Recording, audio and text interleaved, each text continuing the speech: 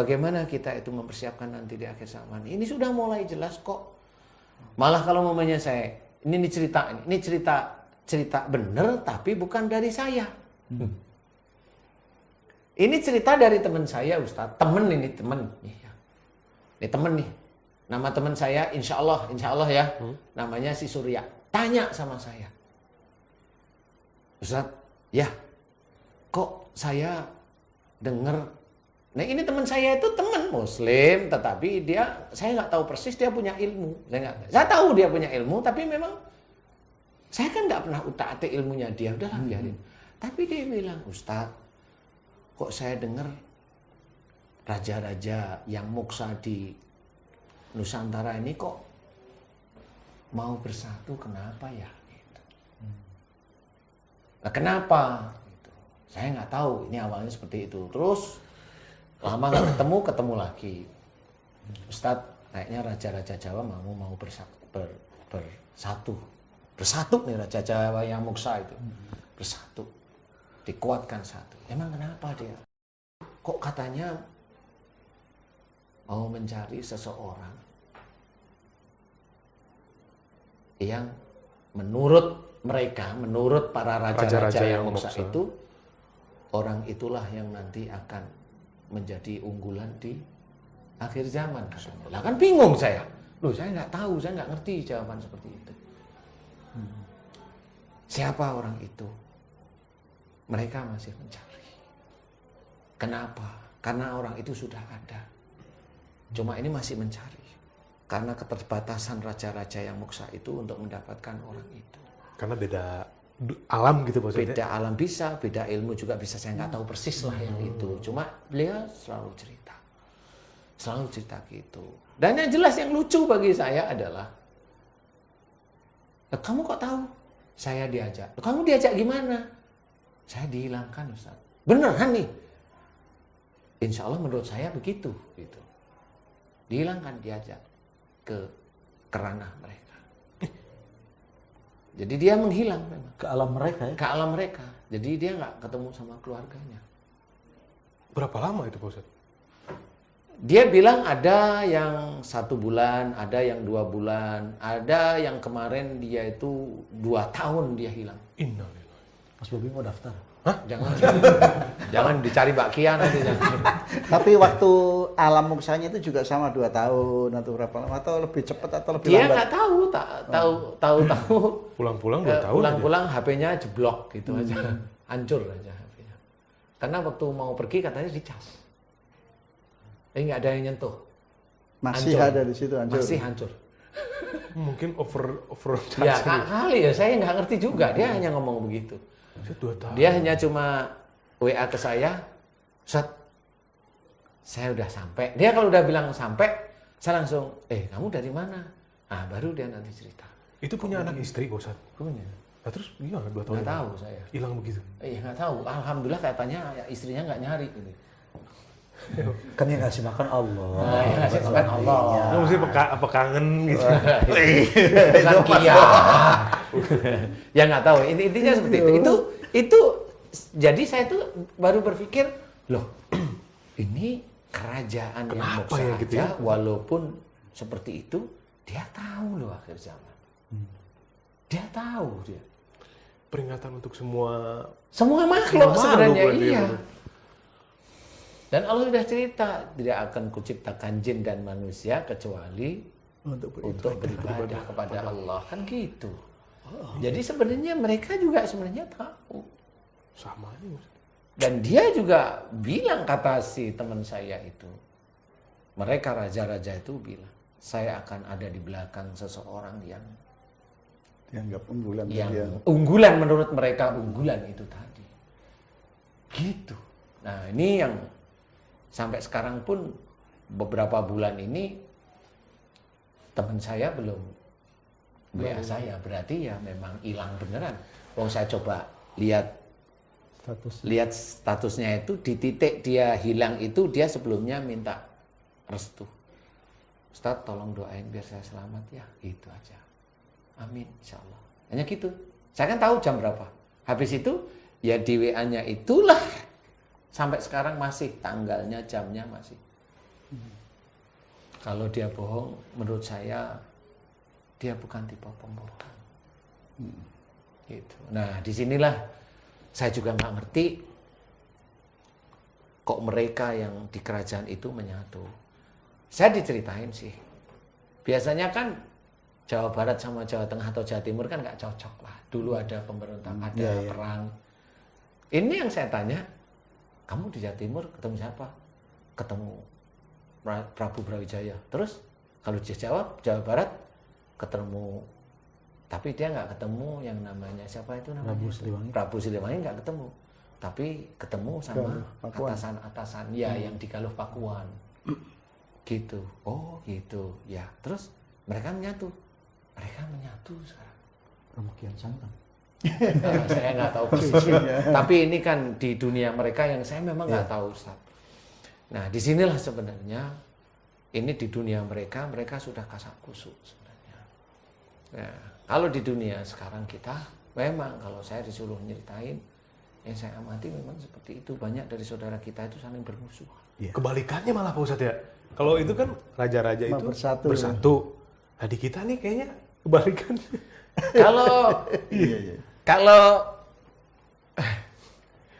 Kalau memang kita itu kan langsung masuk menuju ke arah Qur'annya sama hadisnya. Kan itu manusianya ditulis di situ. Oh iya. Jadi apa yang terjadi di manusia ya seperti itu, dan itu mengarah pada akhir zaman. Kalau persoalan dunia jin kan nggak pernah, karena nabinya kan satu, Muhammad. Jadi nggak ada nabi jin, itu nggak ada. Jadi kalau orang berpikir bahwa di Mars ada penghuninya, ada makhluk kayak manusia, kayak kita di planet lain, saya jawab mulai hari ini, tidak ada penghuni kayak kita seperti manusia. Jawaban saya, loh, kenapa yakin? Yakin. Karena nabi itu di dunia, hanya di dunia. Nggak ada di planet lain. Kalau ada planet lain mirip manusia, berarti ada kitab lain di sana dan nabinya ada 2. Atau ada berapa? Makanya saya jawab, nggak ada. Saya yakin insya Allah. Allah menurunkan salah satu atau nabi itu ada di muka bumi ini, ya di dunia inilah adanya manusia. Kalau di planet lain itu jin semuanya. UFO itu jin. Jin UFO itu di sana negara barat itu orang yang memainkan otak itu tinggi, apa namanya? Teknologi tinggi. Pasti jinnya jin UFO, jin yang teknologi. Yang pernah kita bahas gitu Pak Ustadz. Ya. Tapi kalau di Indonesia hobinya itu nyantetin orang, ya jinnya gendruwo, kuntilanak, pocong dan sebagainya. Ular. Ya emang begitu ya, memang kita harus ngakuin, nggak perlu kita malu-malu. Lah ya jinnya ya begitu. Yang di sana itu yang kepalanya besar. Alien itu kepalanya besar yang begini. Iya memang bener. Kalau memang Mas Bobi nanti mau jalan-jalan, ayo kita jalan, kita lihat aja nanti di sana. Kan gitu, jadi lucu. Di Amerika. Iya, gitu. Nah itu menurut saya itulah yang menjadi pertanda. Kemudian suara gemuruh yang geng gede banget terus itu. Ya kali itu Berapa kali terjadi ya? Bunyi-bunyi dentuman Banyak. bulan-bulan kemarin makin sering. Terakhir saya ketemu Ustadz Hilman tuh di lift mau ke atas lantai 2 tuh, beliau semalam tuh dentuman lagi, cerita lah sedikit sampai situ. Tuh ya, memang dentuman itu ada terus sampai kapan Allahu a'lam. Tapi yang jelas itu dicoba direalisasikan oleh teman-teman kita yang ada, saya tidak tahu apa namanya, BMKG atau, ya, mau mencoba direalisasikan biar orang itu tidak masuk ke ranah mistis. Boleh, silahkan boleh, tapi jangan nipu ya. Karena kalau dia mencoba merealisasikan tetapi itu bentukannya adalah analisa dan itu diyakini, itu nipu sudah. Gitu. Nah, harus hati-hati, dan kalau dia nipu menjadi percaya, ya dia nipu akan ditulis oleh Allah Ta'ala seperti itu. Nah inilah sebenarnya akhir zaman ini memang sesuatu yang mengerikan. Bukan sesuatu yang pasti akan terjadi. Dan di situ insya Allah kayaknya orang itu tidak akan paham bahwa itu akhir zaman. Pasti tidak akan paham. Setidak fahamnya seseorang ada banjir di sana, runtuh di sini, banjir di sini. Itu tidak akan paham. Taunya hanya di TV tapi dia biasa. Kalau besok itu akhir zaman, itu turunnya asteroid ke muka bumi dan banyak. Dan turunnya asteroid ini, itu dengan teori fisika, itu memang dia akan mengeluarkan debu, kan pecahnya asteroid itu kan mengeluarkan debu, dan itulah yang kita namakan Tuhan. Dan asteroid ini pasti dia berisi medan magnet yang sangat kuat, dan itulah yang akan mematikan banyak turbin di seluruh dunia. Dan kalau itu sudah benar, orang hanya cuma bangun itu di Jakarta, kok panas ya rumah saya, kan gitu aja. Oh listriknya mati, semua dilihat. Oh mati, listrik mati, udah tidur lagi deh, jendela dibukain, kan tidur. Dia bangun-bangun itu ada, oh riuh rendah itu apa, dia bangun. Oh, masih pagi kok begini sih. Umpamanya ini kalau datangnya itu malam, umpamanya. Dia bangun, kok rame apa? Ada perampokan? Ada? Enggak, kenapa? Listrik mati, ini kok ini kendaraan saya nggak bisa dipunyai, hanya nggak bisa ini semua. Di jalan sepi, nggak ada kendaraan sama sekali. Orang mulai diem. Kenapa ya?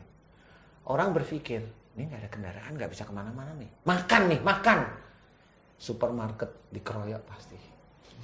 Kan mikir seperti itu kan nggak cuma kita. Orang yang lebih dulu bangun dia sudah Mikir ke situ dulu. Supermarket di Indonesia ada berapa sih? Emang supermarket satu bisa ngasih makan orang sekampung, kampung aja dulu. Ya. Emang bisa? Nggak bisa itu. Selesai sudah. Sehari, 2 hari, 3 hari bisa baru. Apa ini? Tuhan apa ya? Kok gelap, matahari nggak pernah muncul ya. Nah, disinilah mulai berkecamuk di sini. Mulai saya 2 hari nggak makan, saya harus makan apa? Di Jakarta mau makan apa?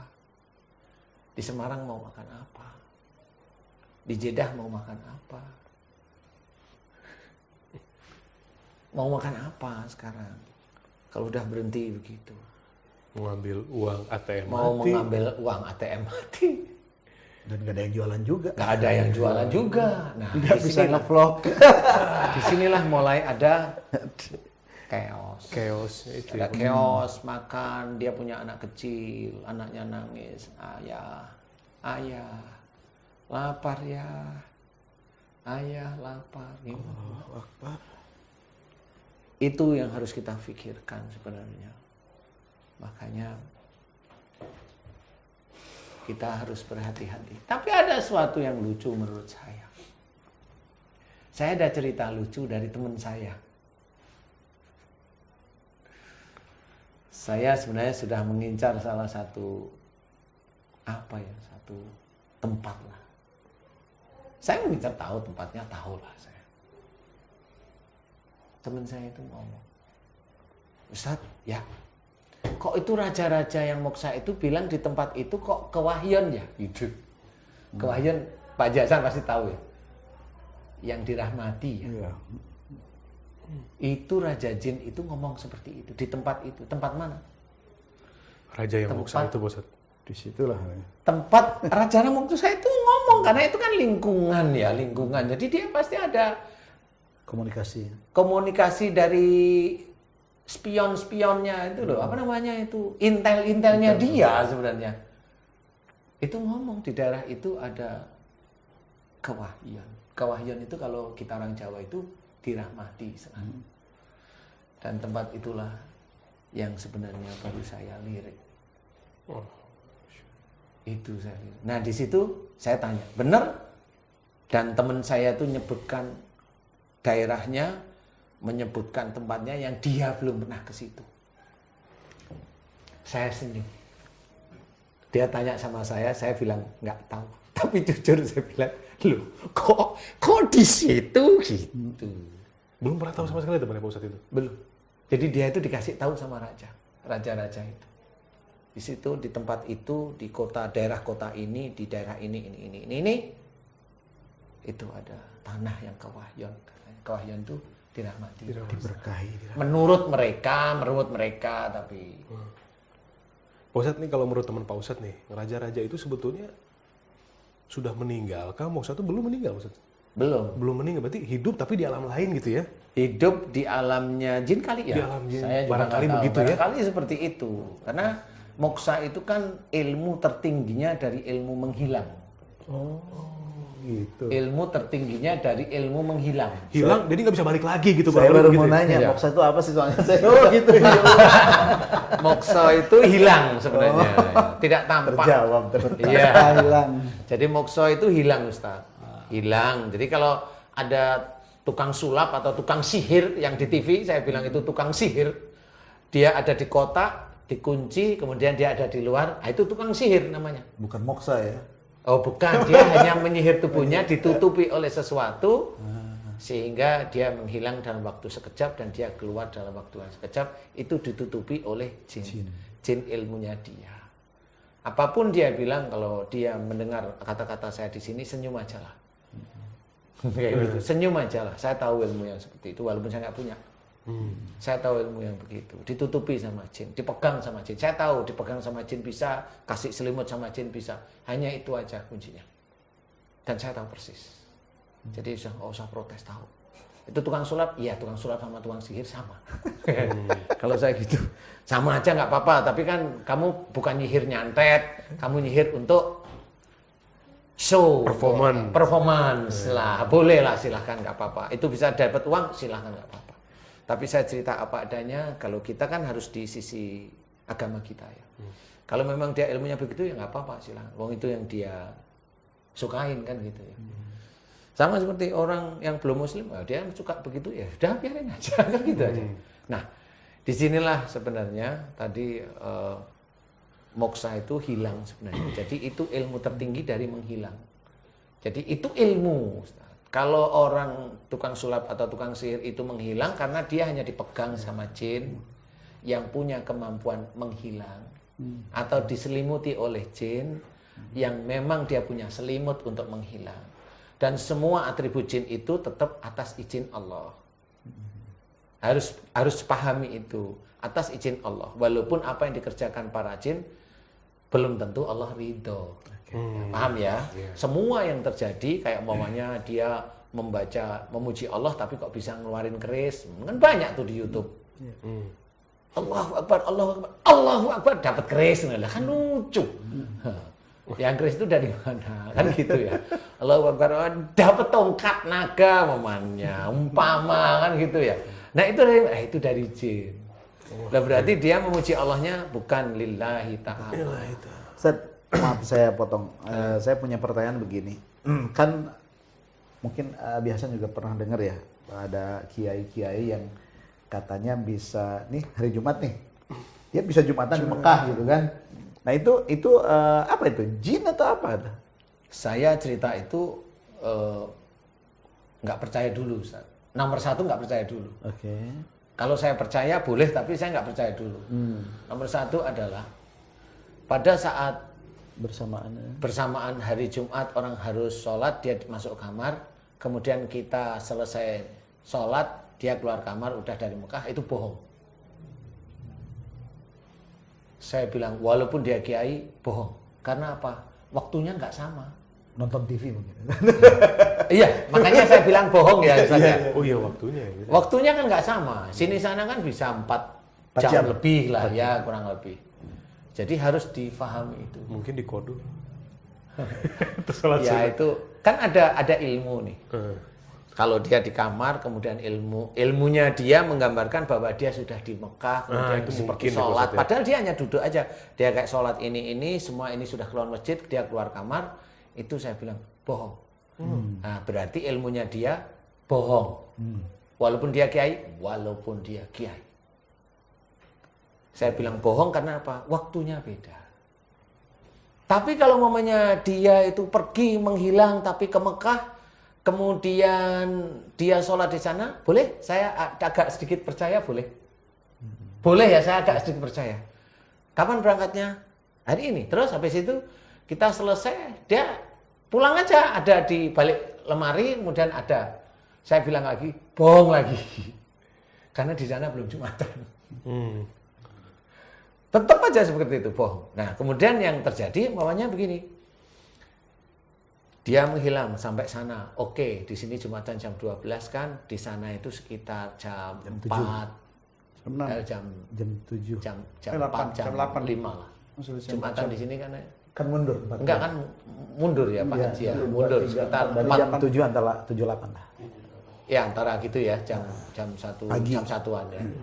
Oh pagi sih. Iya, kalau jam 12 di sini, Iya. berarti jam 7 di Saudi. Ya, 7 pagi. berarti kalau sana Jumatan waktu kita itu antara jam 4 Sudah sama jam jam 4, 5 5. sore. Ya, antara gitu 4 jam 5. Sore. Nah, disitulah saya bisa kalau dia perginya itu di sini itu sebelum Jumatan boleh. Kalau sampai di sana dan dia pulang di sini sekitar jam 5-an, jam 4, jam 5 lah. Ketahuan. Boleh sih, saya boleh percaya. Tapi saya tanya dulu. Di sana sampainya di mana? Kalau dia jawabnya, oh saya langsung di Masjidil Haram. Langsung dari sini ke Masjidil Haram? Iya. Bohong. Saya bilang gitu. Saya tetap bilang, bohong. Karena Masjidil Haram itu Clean ya maksudnya? clean dari jin dan iya, ilmu. Iya, betul. Nah ini tentu saya bilang bohong dia. Iya. Saya yakin itu karena saya udah komunikasi langsung. Nah iya, itu bohong itu. Iya. Kalau saya ke Mekah turunnya di mana? Munculnya di mana? Saya di bukit-bukit. Saya masih jalan. Nah itu saya masih bisa percaya. Masih bisa. Di sekitar itulah maksudnya. Iya, mau berapa kilo itu dia jalan. Itu saya masih ini bisa dipercaya nih Kiai ini. Bener. Karena ilmu nggak akan majas di lingkungan keluar sekian aja. kilo dari Ka'bah itu nggak bisa. Jadi istilahnya kalau ilmu itu ditidurkan oleh Allah Ta'ala. Jadi kalau ilmu dia bereaksi langsung ke Mekah, saya bilang bohong. Off berarti ya. Off lah istilahnya.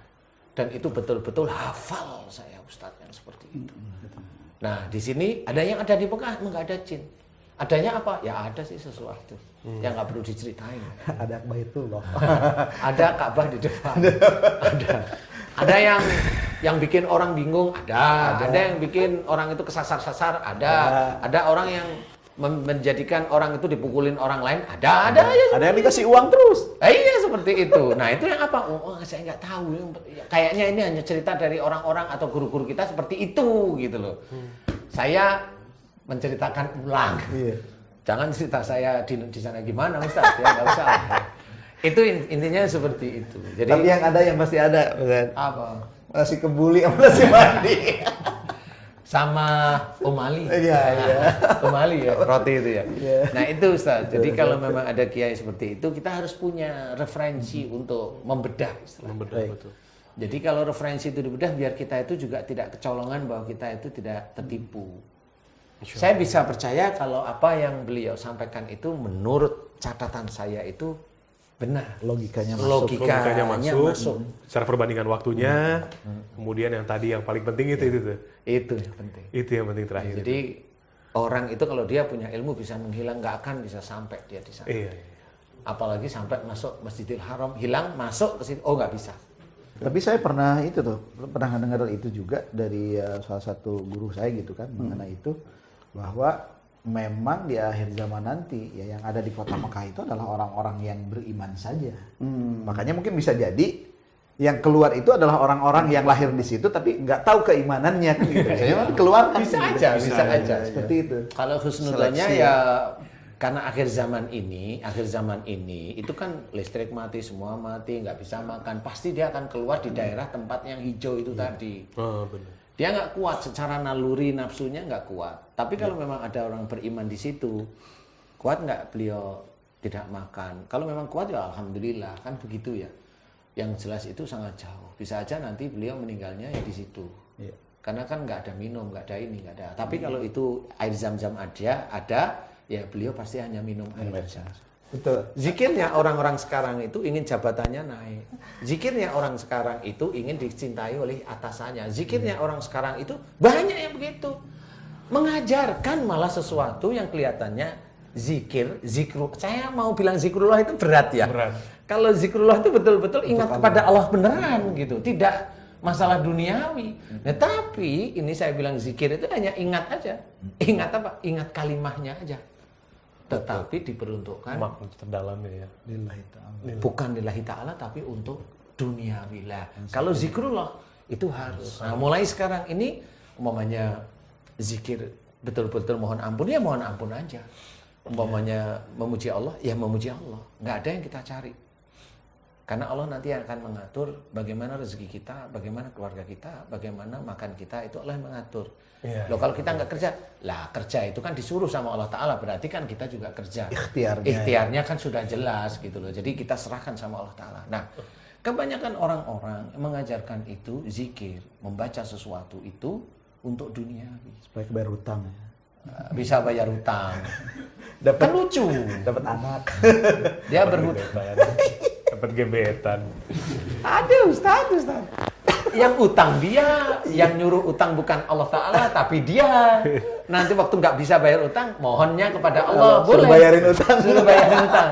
Kemudian bisa aja sama Allah Ta'ala dilunasi. Dengan cara Allah itu dilunasi. Nah, nanti setelah lunas, gaya dia. Saya zikir ini, habis itu saya bisa bayar utang. Lah, gaya lupa. Dia ingat zikirnya, tapi lupa sama Allahnya. Zikir supaya masuk TV. Ada aja. Iya benar nih penting banget. Jadi nanti jangan sampai orang berpikir bahwa oh nanti kalau biar kita kenyang kita zikir aja. Nah itu kan tujuannya berarti supaya kenyang perut ya kan begitu. Padahal zikir lillahi ta'ala nanti Allah akan kasih petunjuk supaya dia Betul. Berikhtiar. Suatu Ikhtiarnya untuk- iya, ada. ikhtiarnya Itu itu. ikhtiarnya di situ. Jadi bukan tuh lapar nih zikir.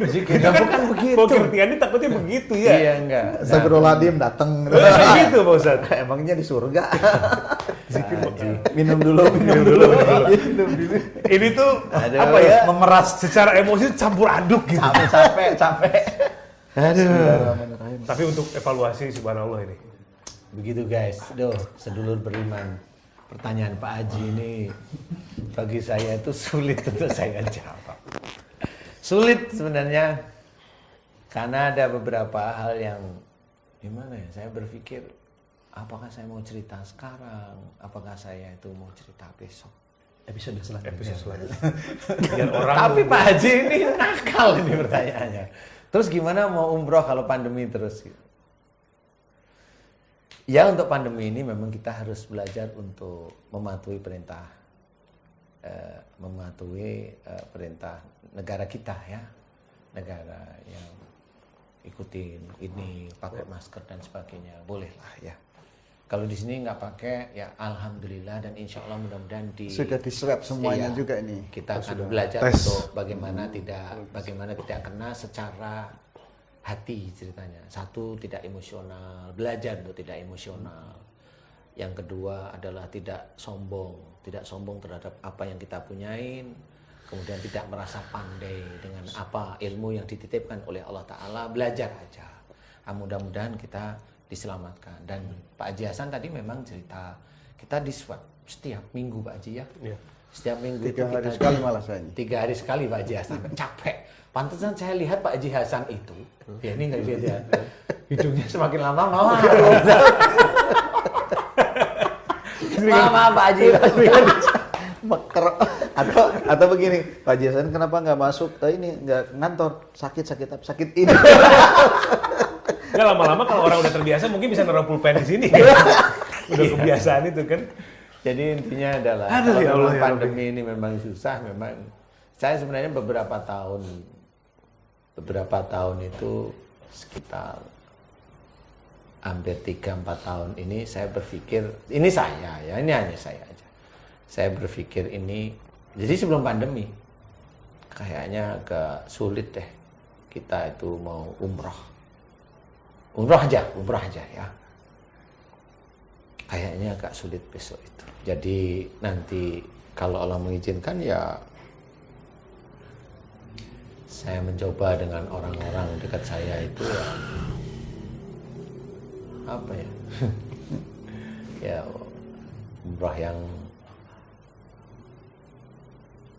umrah yang agak takutnya nanti tidak ketemu dengan Baitullah sebenarnya. Itu 3-4 tahun yang kemarin. 3-4 tahun yang kemarin ya. Kemarin, ya. Kemudian ada pandemi dan 1 tahunan ini udah berjalan. Kali ini ya yang saya pikirkan 3-4 tahun kemarin itu. Jadi saya sudah berpikir ke arah sana. Tapi mudah-mudahan nanti ada satu hal, satu titik, satu waktu atau periode tertentu kami diizinkan oleh Allah Ta'ala umrah. Amin. Saya akan mencoba untuk meletakkan pada adik saya, Ustadz Asep, nanti untuk merekap beberapa orang yang memang mau umroh ya. Tapi ya, Insya Allah. karena umrohnya di situ, saya hanya takut tidak ketemu Baitullah aja. Ini yang dimaksud Ustadz, orang-orang terdekat itu siapa aja nih? Ada yang boleh diceritakan, ada yang belum waktunya. Ya, ada yang bisa saya ceritakan seperti ini, ada yang belum barangkali. Terus siapa temennya Ustadz yang Mas Surya itu sampai sekarang pun dia masih ada di dunianya sana. Mungkin sekali kesempatan boleh kita. Nggak mau. Oh, nggak mau. Saya langsung jawab nggak mau. Kalau di kamera nggak mau. Saya nggak mau. Saya nggak mau. Dan yang jelas teman saya bilang ada dari salah satunya yang dari daerah Palestina yang Mokso. Ya. Dan teman saya sudah ngobrol. Siapa dia? Saya belum mau cerita. Tapi ada dari Palestina yang Mokso, yang menghilang, yang menurut catatan bukunya ada pertama, habis itu titik. Itu dia tidak ada catatan bukunya, kuburnya pun insya Allah nggak ada. Kayaknya Pak Jason tahu kira-kira. Insya Allah. Insya Allah tahu kayaknya. Tapi saya belum mau ngomong karena di situ dia ketemu dengan teman saya dan dia ngomong benar. Saya tidak tahu dia mau ngomong apa. Saudara-saudara beriman, ini cerita saya. Dari cerita kita sehari-hari sebagai seorang manusia yang mencoba muslim. Mencoba takwa kepada Allah Ta'ala, belajar terseok-seok, tersandung-sandung. Banyak fitnah kesana kemari mengikuti kita, tidak apa-apa, itu saudara kita, biarin aja. Dan dari cerita teman-teman saya, bukan teman-teman saya, dari cerita dari teman saya yang dia cerita tentang masalah raja-raja jin, ini menurut saya ini kali tetap garis dari Allah Ta'ala yang saya juga tidak boleh menghilangkan. Bagaimanapun juga seorang yang manusia berusaha untuk belajar takwa kepada Allah Ta'ala, dia harus bijak mensikapi semua keadaan. Rasulullah bijak kepada orang yang kafir, bijak juga kepada saudaranya, bijak juga pada sahabatnya, bijak juga pada umatnya, bijak juga pada anaknya. Anaknya gimana? Kalaupun ada anaknya yang mencuri, siapa yang memotong tangannya? Rasulullah sendiri. Berarti itu bijak. Dan inilah kita harus paham bahwa kalaupun ada anak turunnya Rasul yang dia berbuat zalim, Rasul yang akan memotong tangannya. Itu kata Rasul, bukan kata saya. Saya yang menyampaikan. Jadi kita belajar menjadi umat Rasul. Mudah-mudahan kita senantiasa diselamatkan dunia dan akhirat. Amin. Amin, ya Allah. Amin, ya Rabbal Alamin. Nanti kita akan ketemu selanjutnya. Episode Raja-Raja Moksa yang bersatu di Nusantara. Kali ya episodenya seperti itu. Karena ada banyak cerita yang saya belum bisa cerita kayaknya ya. Jadi teman saya, siapa teman saya? Namanya Insya Allah, saya kasih nama Surya. Surya. Itu ada depannya, Asep Surya. Surya benar. Begitu teman-teman sedulur beriman. Mudah-mudahan ini bisa menjadi cerita yang ringan sekali. Iya. Bisa mendekatkan diri kita pada Allah ya. Amin. Ringan tapi ini kayak titanium. Ringan tapi berbobot. Amin ya. Meleleh. Mudah-mudahan lewat pandemi ini kita bisa terus berevaluasi diri. Semua bisa terjadi tanpa kita sadari. Tiba-tiba kemudian di luar nalar kita sebagai manusia, ya. Wabah virus corona datang secara tiba-tiba, kemudian masuk ke negara kita sehingga semuanya langsung berubah total, semua peradaban umat manusia berubah, banyak yang berubah, gaya hidup, kebiasaan banyak yang berubah. Tidak menutup kemungkinan akhir zaman pun akan terjadi lewat cara yang sama. Mari kita dekatkan diri kepada Allah. Terima kasih guru saya, guru kita semua Pak Ustadz Danung, guru saya Pak Ustadz Asep, Pak Jasan, terima kasih. Barakallah untuk teman-teman semua, semoga selalu dalam lindungan Allah Subhanahu wa taala. Sehat walafiat, dimudahkan segala urusannya baik dari maupun Amin ya Allah. Rabbal alamin. Sampai ketemu lagi.